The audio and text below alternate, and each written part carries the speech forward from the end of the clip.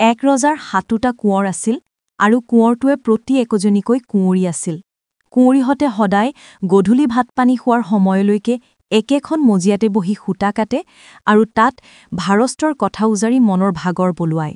যন্তৰৰ কেৰকেৰণিৰ লগে লগে সিহঁতৰ শাক খোৱা, ভাত খোৱা, মাছ খোৱা সকলো কথাই ওলাই পৰে। চৌতা মাহ পৰিল। আজিৰ বাজে কাইলৈ বহাগ বিহু। বৰবিহুৰ দিনা গা পা ধুই আহি চোতালত থিয় হোৱা নিজৰ ল'ৰা-ছোৱালীক আৰু গিৰিয়েকক অতি কমেও এডোখৰি নিজে বোৱা কাপোৰ সিহঁতে নিদিলেই নহয়। মিতিৰ কুটুম লা লগোৱাটো কথাই নাই। সেই দেখি কুঁৱৰীহঁতৰ গাত তৰণিয়েই নাই। কেনেকৈনো ফুলাম গামোচা বওঁ, কেনেকৈ এখন মিহি সূতাৰে চুৰিয়া বওঁ, কেনেকৈ এখন চেলেং বওঁ, এইবোৰ ভাবিয়েই সিহঁতি অস্থিৰ। সিহঁতে দিনৰ দিনটো তাঁত বৈ ৰাতি এপৰলৈকে পাঞ্জি বাটে, সূতা কাটে, মুহুৰা ফুৰায়। আজি ৭জনী কুঁৱৰীয়ে নিজৰ নিজৰ যন্তৰ আগত লৈ কোনোবাই বা দীঘৰ, কোনোবাই বা বাণীৰ সূতা কাটিছে। বিহু পালেহিয়ে বুলিব লাগে। বৰজনীয়ে মাজুজনীক মাত লগালে, "ৰুকুনিৰ মাক, তই এইবাৰ বিহুৰ কেইদিনৰ আগে মাৰ ঘৰলে যাবি? মই হলে উৰুকাৰ দিনাই যাম। মোৰ বহুতো লেঠা, তাৰ আগে মাৰি অটাব নোৱাৰিম। তাৰ উপৰিও ল'ৰা-ছোৱালী এমখালৈ আইৰ ঘৰতনো কিমান দিন থাকিমগৈ? ভাল নেলাগেচোন। তহঁত ৩-৪ দিনৰ আগে যাহক আইহিৰে। মই আগে ল'ৰা-ছোৱালী নাইকি নোহাত ১০-১২ দিনৰ আগেয়ে গৈছিলোঁ, আৰু আমাৰ সেইদিন নাই, আমাৰ খোলা উঠিল।" ৰুকুনিৰ মাকে কলে, "এৰা বাই, মোৰোচোন একে গতিয়েই, তোমাতকৈ অলপহে কম। তেওঁ মই ২ দিনৰ আগেয়ে যাম। তই কেইদিনৰ আগেয়ে যাবি গঙাইৰ মাক?" গঙাৰ মাকে উত্তৰ দিলে, "মই ৩ দিনমানৰ আগেয়ে যাম বুলি ভাবিছোঁ।" গঙাৰ মাকৰ পিছৰজনীয়ে কলে, "মই হলে ৪ দিনৰ আগেয়ে যাম, আৰু একেবাৰে গা খালী হলেহে আহিম। গোচাই দমাহীৰ যোৱাত একো বিঘিনি নঘটালি ভাল হয়। উচ মোৰ চুনামুৱা থকাহেঁতেন। সি মোমায়েকৰ ঘৰত কি ৰঙেৰেই বিহু খাবলৈ গ'লহেঁতেন, কোনা গোচাইৰ মতেহে চকু পৰিল।" এনেতে ধনঞ্জয়ৰ মাকে মাত লগালে, "মই ৫ দিনৰ আগেয়ে যাম।" সৰু মাজীজনীয়ে টপৰাই মাতিলে, "মই ৫ দিনৰ আগেয়ে যাম, আৰু মোমায়েকৰ ঘৰতে মোৰ চন্দৰ মুখত ভাত দিম।"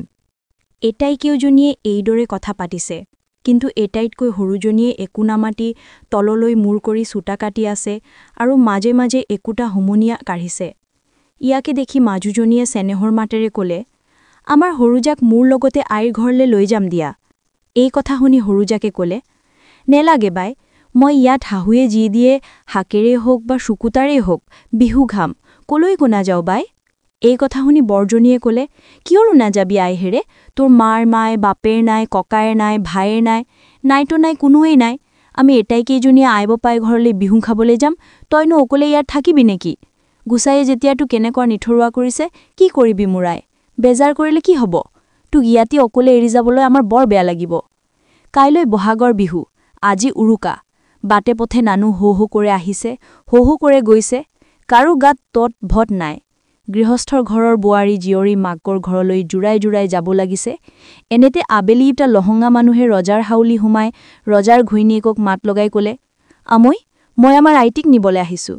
ৰাণীয়ে আচৰিত মানে চকু থিয়কৈ সুধিলে, "কাক?" চি উত্তৰ দিলে, "আপোনাৰ সৰুজনী বোৱাৰীয়েকক।" ৰাণীয়ে কলে, "তাইতো কোনো নাই, তই আকৌ ক'ৰ পৰা ওলালিহি?" চি কলে, "নহয় আমৈ, মই সৰুতে আই বোপাইৰ লগৰ পৰা গৈ মোমাইৰ ঘৰত আছিলোগৈ।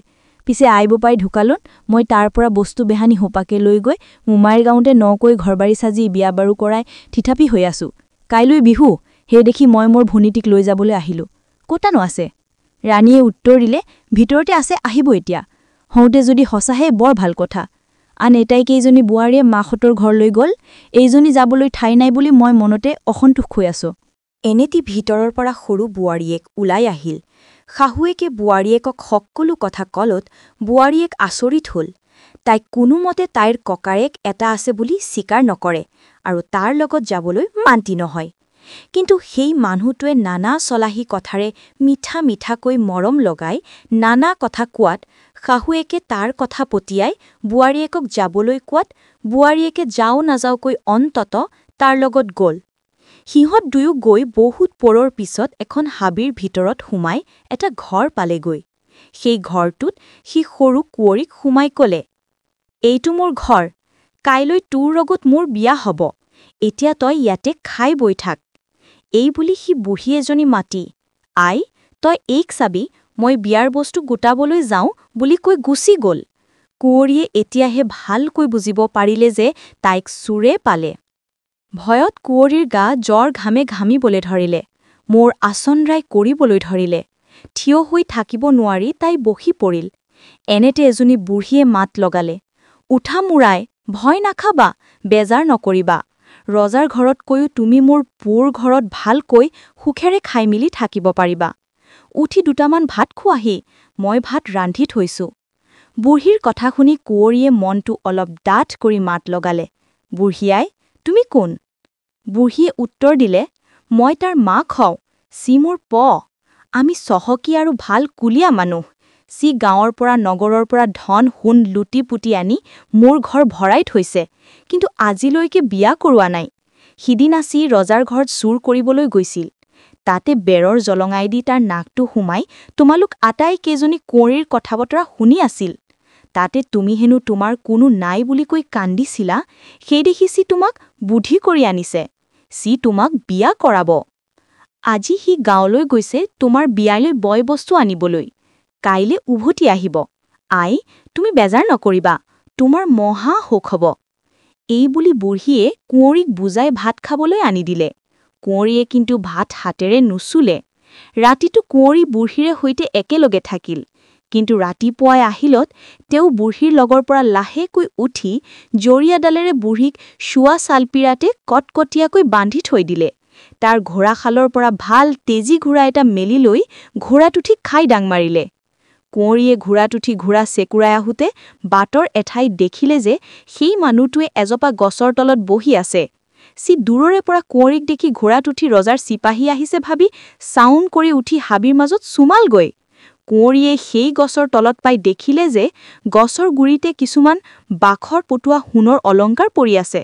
মানুহটোৱে লৰালৰিকৈ উঠি পলাই যোৱা বাবে সেইবোৰ লৈ যাব নোৱাৰিলে। কুঁৱৰীয়ে সেই অলংকাৰবোৰ বুটলি লৈ ঘোঁৰা চেকৰাই ৰজাৰ হাউলিত পালত সকলোৱে দেখি আচৰিত মানিলে। কুঁৱৰীয়ে তেতিয়া সকলোবোৰ কথা আগৰ পৰা গুৰিলৈকে ভাঙি কলত সকলো অবাক হল। মানুহটোৱে তাৰ ঘৰলৈ গৈ কুঁৱৰী পলাই যোৱা দেখি মাকৰ বান্ধ মোকোলাই দি তেতিয়াই ৰজাৰ নগৰৰ ফালে আহিল। গধূলি সৰু বোৱাৰীয়েকে শাহুৱেকৰে সৈতে কথা পাতি থাকোঁতে সি একো আগৰ দৰে বেৰৰ জলঙাই দি নাকটো সোমাই কথা শুনি আছিল। চতুৰ সৰু কুঁৱৰীয়ে তাৰ গম পাই লাহেকৈ উঠি গৈ খুৰ এখন আৰু খাৰণী হতাৰ পৰা খাৰণী এবাতি আনি চাউটকৰে গৈ খুৰেৰে তাৰ নাকৰ আগটো কাটি বেৰেৰে সৈতে সমান কৰি দিলে আৰু ততালিকে তাত খাৰণী বাতি ঢালি ফকৰাৰে কলে, কটা যোৱা নাক, খাৰণী দি ঢাক। চোৰে বোপাই ঐ, আই ঐ কৈ চিঞৰিবলৈ ধৰিলত ৰজাৰ পহৰীয়াই লৰি গৈ তাক ধৰি পেলালে। তেতিয়া সেইটো চোৰেই কুঁৱৰীক ফাঁকি দি লৈ গৈছিল বুলি কুঁৱৰীয়ে কলত ৰজাই তাক শূলত দিয়ালে।